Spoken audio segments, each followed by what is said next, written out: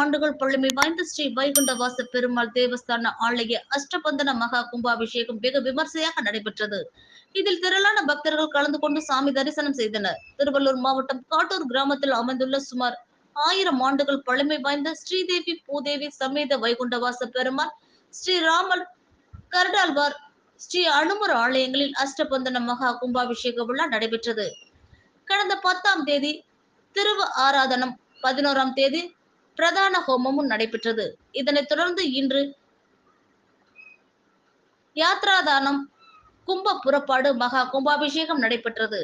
இதில் பல புனித நதிகளில் இருந்து கொண்டு வரப்பட்ட புனித நீரானது பக்தர்கள் மீது தெளிக்கப்பட்டு கோவிந்தா கோவிந்தா என முழக்கங்கள் எழுப்பி பக்தர்கள் சாமி தரிசனம் செய்தனர். இதில் சுற்றுவட்டார பகுதியில் இருந்து பக்தர்கள் கலந்து கொண்டு சாமி தரிசனம் செய்தனர். இதனைத் தொடர்ந்து பெருமாள் நாச்சியார் திருக்கல்யாண வைபோகமும் நடைபெற உள்ளது.